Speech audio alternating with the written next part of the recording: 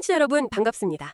오늘 저희가 함께 분석해볼 자료는요. 2025년 12월 14일 브릿지 교회 이성근 목사님의 거룩한 희생이라는 제목의 설교입니다. 네, 크리스마스를 바로 앞둔 시점이었죠? 맞습니다. 그래서 보통 이맘때는 좀 따뜻하고 희망적인 메시지가 많잖아요. 그렇죠.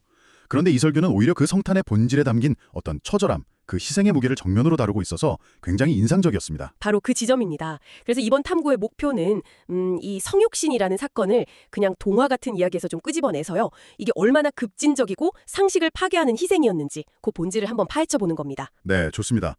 설교의 시작부터가 사실 예사롭지 않아요. 정말 그렇죠. 저도 들으면서 설마 했는데 성경 구절이 아니라 듣는 순간 뒷목을 접게 만드는 그런 현대사회의 일화로 문을 열거든요. 맞아요. 아이를 등교시키던 길에 한 여성이 버스 정류장에 계신 할머니를 보고 그냥 안쓰러운 마음에 차를 태워드렸다는 아주 평범한 선의로 시작되죠. 네, 그렇게 몇 번을 더 태워드렸는데 며칠 뒤에 전혀 예상치 못한 일이 벌어집니다. 아, 이 부분 정말. 할머니 아들이라는 사람이 찾아와서는 이렇게 말하죠. 어머니가 당신 차를 타고 나서부터 엉덩이가 아프다고 하신다. 네, 그러면서 차가 낡아서 승차감이 안 좋았던 것 같은데 보험 처리로 치료비를 좀 받을 수 있겠냐고요? 정말 황당한 요구죠.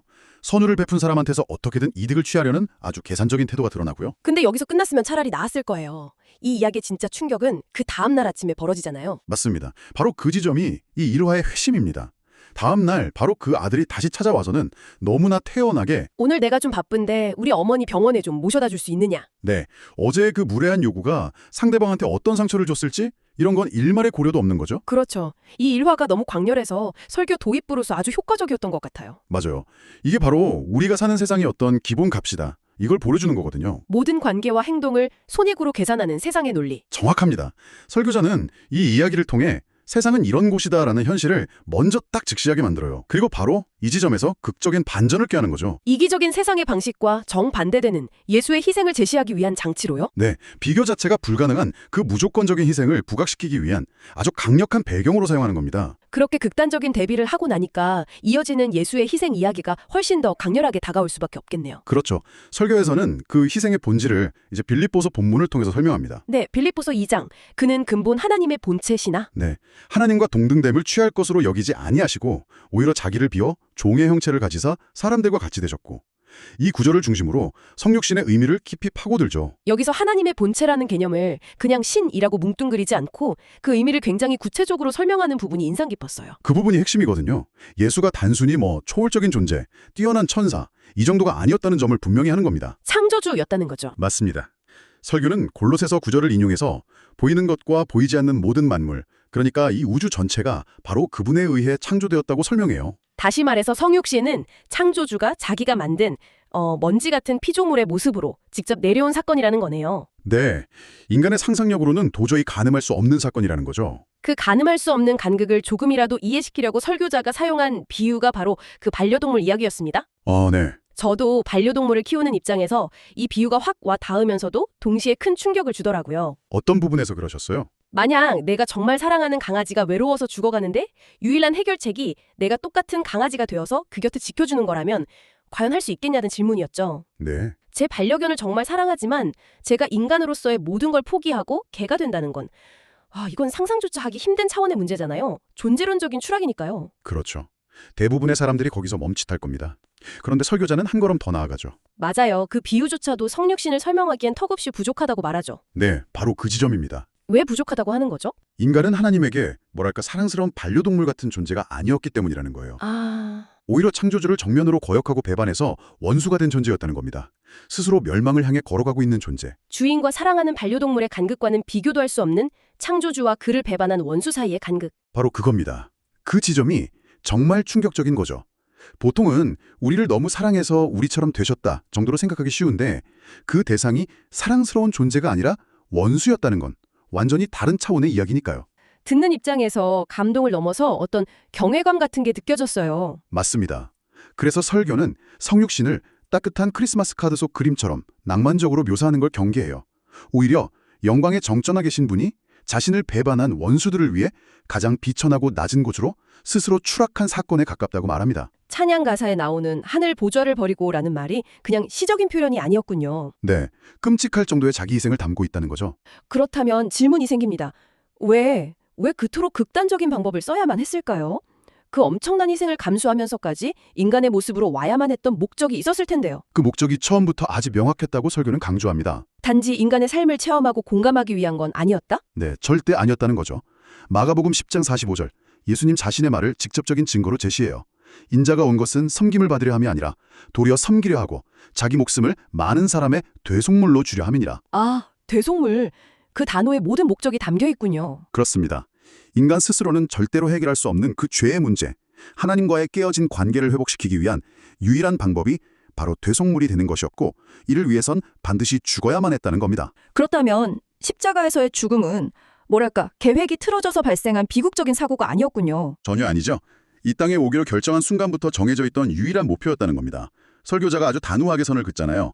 어쩌다가 인생에 꼬여서 십자가를 진 게 아니다라고요. 자, 이 모든 것이 인간을 위한 일방적인 선물이었다는 이야기인데 여기서 설교는 또 다른 흥미로운 지점으로 넘어갑니다. 네, 바로 인간이 이 선물을 제대로 받지 못하게 가로막는 가장 큰 심리적 장벽, 공로주의에 대한 분석이죠. 맞아요. 이 부분이 매우 현실적인 통찰을 담고 있었어요. 네, 이걸 두 집단으로 나누어서 설명하죠. 먼저는 신자들의 경우입니다. 저도 이 부분에서 정말 많이 공감했습니다. 처음에는 그냥 구원받았다는 사실만으로 감격하며 신앙생활을 시작하는데 어느 순간부터 나의 행위에 집중하게 되죠. 맞아요. 내가 얼마나 기도했는지, 얼마나 헌금하고 봉사했는지. 네. 그러면서 은연중에 하나님과 거래를 하기 시작한다는 거예요. 내가 이만큼 했으니 하나님도 내게 복을 주셔야 공평한 것 아닌가?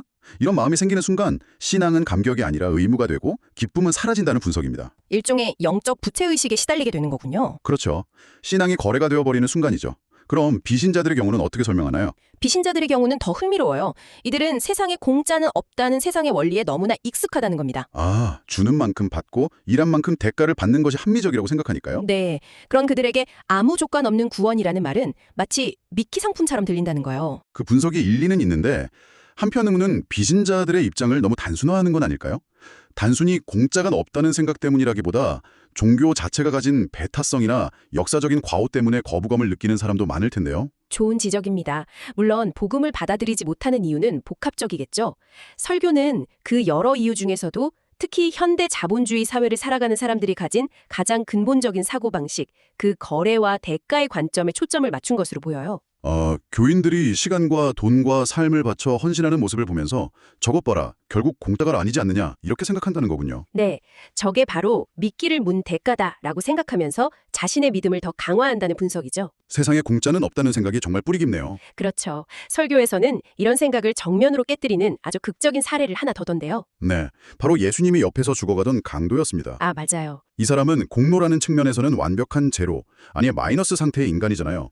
평생을 악하게 살았고 죽기 직전까지도 예수를 조롱했죠. 그야말로 하나님께 내세울 만한 선행이나 자격이 단 하나도 없는. 네, 아무것도 드릴 것이 없는 사람이었죠. 그런데 그가 마지막 순간에 당신의 나라에 임하실 때에 나를 기억하소서라고 믿음을 고백했을 때 예수는 오늘 내가 나와 함께 낙원에 있으리라고 답하죠. 그의 과거 행적이나 공로를 전혀 따지지 않으셨어요. 설교는 이 사건이야말로 구원이 행위에 대한 보상이 아닌 전적인 선물임을 보여주는 가장 명백하고 강력한 증거라고 말합니다. 그렇군요. 이 뿌리 깊은 공로주의에서 벗어나서 설교에서 말하는 그 구원의 기쁨을 회복하기 위한 방법도 제시되었나요? 네, 아주 실용적이고 구체적인 제안을 하나 합니다. 저는 이 부분이 설교의 백미 중 하나라고 생각해요. 오, 어떤 제안이었죠? 아침에 눈을 뜨자마자 오늘 내가 하나님을 위해 해야 할 일 목록, 즉 투두리스트를 떠올리기 전에요.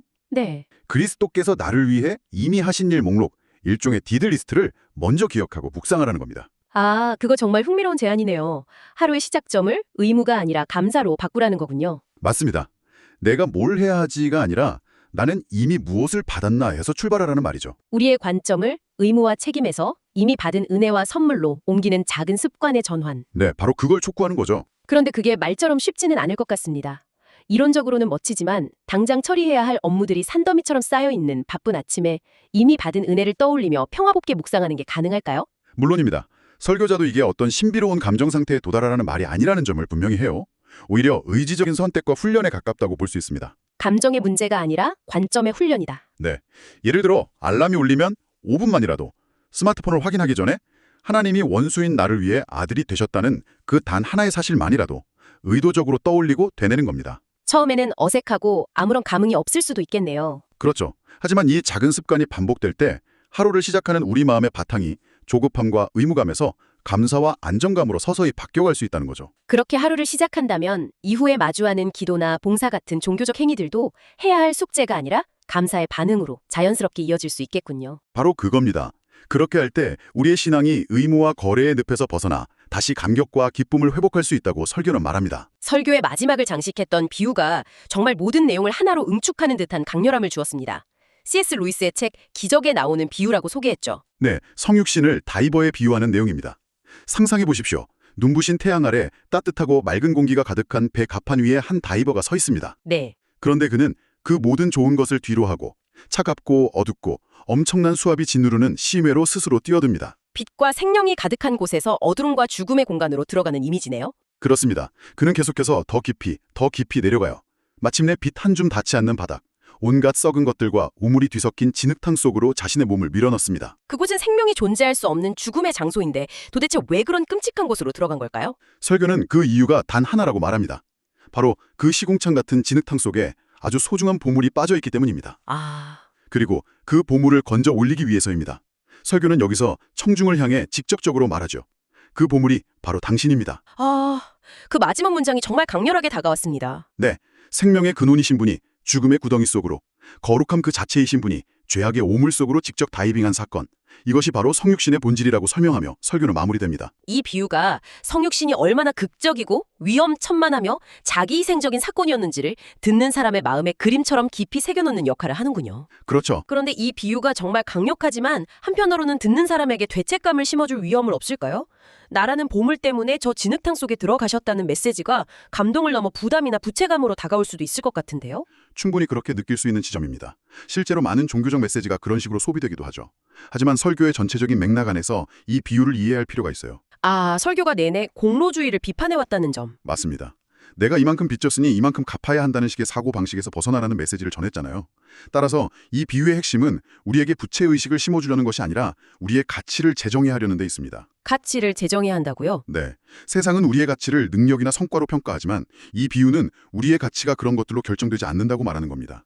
창조주가 자신의 모든 것을 버리고 뛰어들 만큼 우리는 그 자체로 귀한 존재라는 선언인 셈이죠. 너는 빚진 자다라는 메시지보다는 너는 이토록 사랑받는 소중한 존재다라는 정체성을 확인시켜주는데 목적이 있다. 이렇게 봐야겠군요. 네, 그렇게 해석하는 것이 더 타당해 보입니다. 오늘 우리는 이성근 목사의 설교를 통해 크리스마스의 진정한 의미를 깊이 있게 탐구해봤습니다. 성탄절은 그저 아기 예수의 탄생을 축하하는 따뜻하고 평화로운 날이 아니라 창조주가 자신을 배반한 피조물을 구하기 위해 모든 것을 버리고 가장 낮은 곳으로 직접 뛰어든 상상할 수 없는 희생의 사건이라는 점을 다시금 깨닫게 됩니다. 그리고 이 거대한 선물을 온전히 기뻐하지 못하게 막는 가장 큰 장애물이 바로 우리 내면의 공로주의, 즉 모든 것을 대가와 보상의 관점으로 보려는 습관이라는 통찰도 얻었습니다. 하루의 시작을 내가 할 일이 아닌 이미 받은 은혜를 기억하는 것으로 바꾸어 보라는 제안은 신앙인이 아니더라도 우리 삶의 태도를 돌아보게 하는 매우 인상적인 조언이었습니다. 네, 설교는 이 선물을 어떻게 받아야 하는지에 초점을 맞췄습니다. 그렇다면 청취자 여러분께 이런 질문을 남기며 마무리하고 싶습니다. 설교 속에서 자녀가 선물한 좋은 신발을 아까워서 신지 않고 장식장에 모셔두는 부모님 비유가 잠깐 나왔는데요. 이 구원이라는 선물을 그저 장식장에 모셔두는 것이 아니라 매일 신고 다닌다는 것은 구체적으로 어떤 모습일까요?